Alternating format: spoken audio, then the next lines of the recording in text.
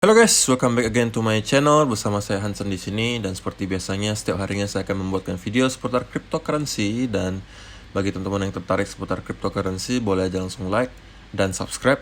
Jangan lupa juga untuk hidupkan lonceng notifikasinya supaya nggak ketinggalan update terbaru seputar cryptocurrency.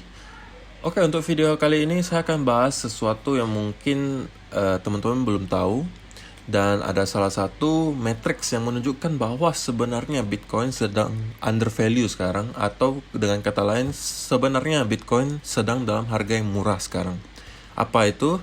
Stay tune terus, jangan kemana-mana, saya akan jelaskan semuanya di video kali ini. Jadi langsung aja kita mulai videonya, let's go. Jadi seperti biasa, pada awal video kita bakalan lihat dulu di CoinMarketCap. Secara global market cap kripto ada di angka 1,48 triliun dolar atau naik sekitar 0,58% dibandingkan hari sebelumnya.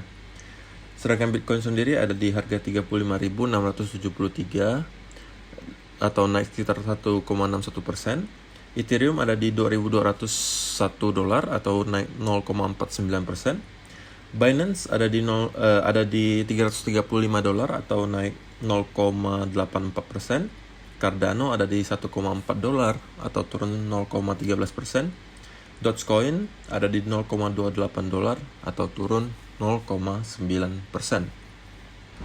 Oke, itu adalah sekilas harga sementara dari para kripto teratas ya. Oke, kita langsung menuju ke chartnya Bitcoin. Oke, secara gambar besar Bitcoin masih ada di channel ini antara 43.000 dan 30-an ribu. Kita masih belum menemukan tanda yang pasti apakah akan bull marketnya lanjut atau bearish marketnya akan muncul. Belum ada tanda yang pasti gitu ya. Jadi kita masih dalam masa konsolidasi di sini. Dan kalau misalnya teman-teman yang ada nonton video saya kemarin, ya harusnya udah tahu bahwa nanti akan ada support yang cukup kuat di sini sekitar 34.700-an saya kemarin bilang, dan kemungkinan besar akan ada bounce sedikit. Nah, ini juga udah terjadi bounce. Kemudian di sini apakah Bitcoin mempunyai cukup momentum untuk menembus ke trend line-nya yang di sini? Kita lihat aja, mungkin akan terjadi Senin ya. Karena biasanya weekend memang volumenya agak kecil. Jadi kita masih tertahan di area support di sini. Jadi kalau misalnya teman-teman yang mau trading jangka pendek, ditahan dulu sampai sudah menembus ke sini.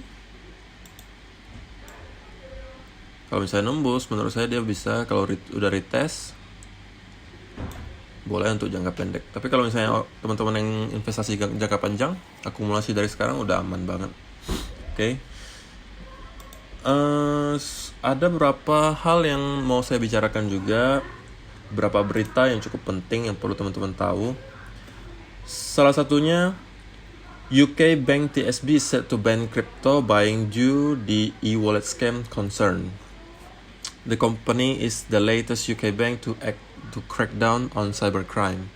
Jadi TSB Bank ini adalah bank retail dan komersial di Inggris dan anak perusahaan dari Sabadell Group. TS Bank mengoperasikan 536 cabang di seluruh Inggris, Skotlandia, dan Wales.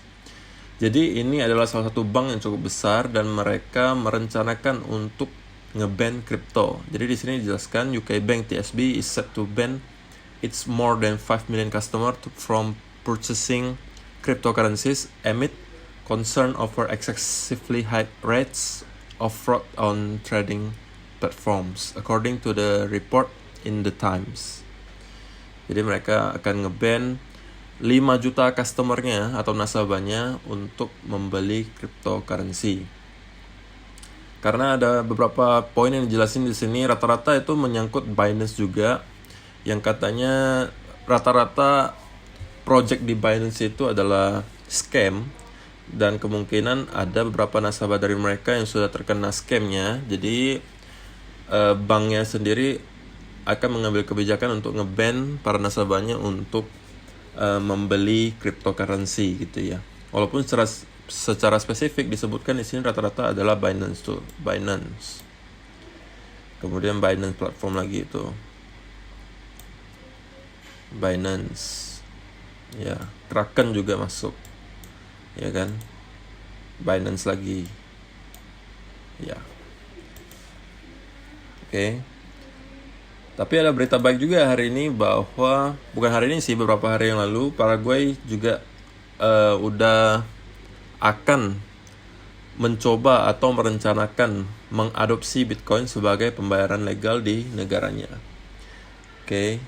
Ini juga ya mirip-mirip dengan El Salvador, cuman sekarang Paraguay juga ingin mengikuti, dan juga satu lagi Panama. Jadi Panama juga mengusulkan untuk menerima Bitcoin sebagai alat pembayaran yang sah. Jadi sudah ada 3 negara Amerika Latin yang merencanakan untuk mengadopsi Bitcoin. Jadi ini adalah beberapa hal yang menjadikan sentimennya sangat positif sebenarnya untuk Bitcoin. Walaupun harga Bitcoin sekarang tidak berjalan kemana-mana, hanya di sini-sini aja mainnya. Cuman kita harus melihat ke belakang layar, guys. Dalam artian kita harus jangan melihat hanya harganya saja, tapi apa yang terjadi di belakang layar. Bahwa sebenarnya Bitcoin sedang berkembang gila-gilaan dan lagi banyak-banyaknya diadopsi oleh negara-negara. Dan ini sudah termasuk salah satu negara yang cukup besar, Paraguay. Ya kan? Panama juga masuk, El Salvador, Panama ya oke lah, negara yang cukup kecil kalian bisa bilang. Paraguay udah lumayan gitu ya. Jadi kita step by step udah masuk ke negara yang lebih besar gitu. Jadi itu adalah sentimen yang sangat positif. Dan yang tadi saya di awal video saya bilang, kenapa saya bisa bilang ada satu metrik yang menunjukkan bahwa Bitcoin sedang undervalue sekarang, atau dengan kata lain harganya sebenarnya lagi murah di harga sekitar 35 ribuan ini. Nah, ini adalah matriksnya, stock to flow model.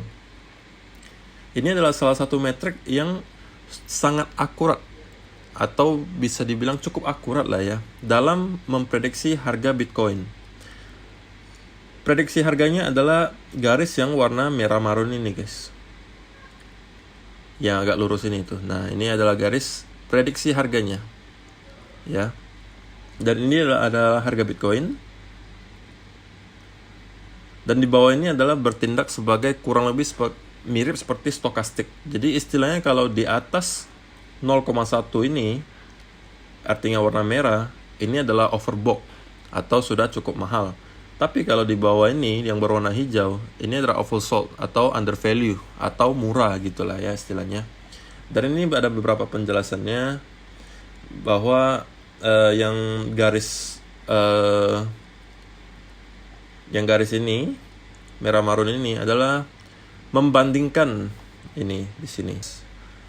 Stock to flow ratio are used to evaluate the current stock of a commodity, total amount currently available against the flow of new production amount mined that specific year. Jadi garis yang merah marun ini menunjukkan perbandingan antara total Bitcoin yang tersedia dengan total Bitcoin yang berhasil ditambang di tahun tersebut.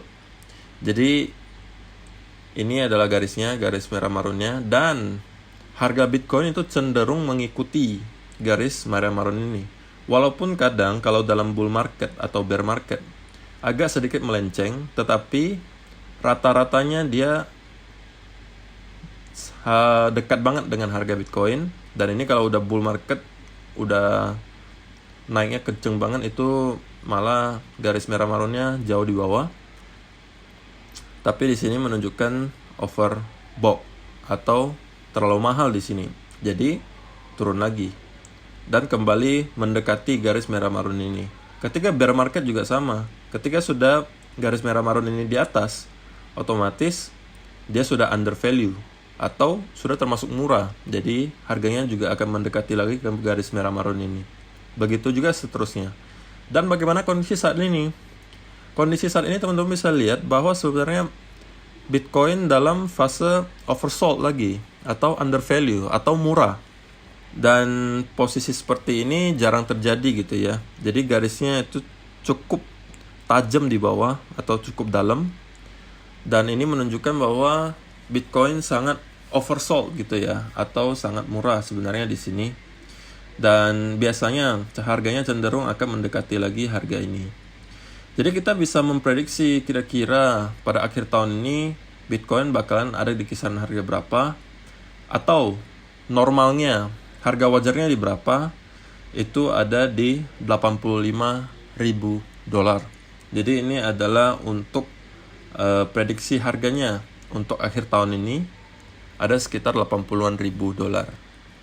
Jadi kalau misalnya teman-teman yang masih ragu untuk masuk di harga sekitar 33.000, ya kalau menurut saya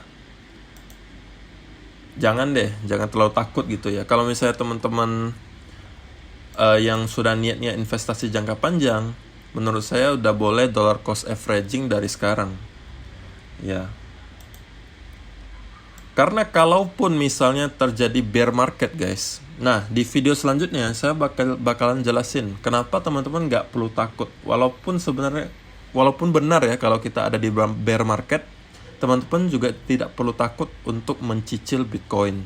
Apa alasannya? Nah saya akan bahas di video selanjutnya, supaya video kali ini nggak terlalu panjang gitu guys ya.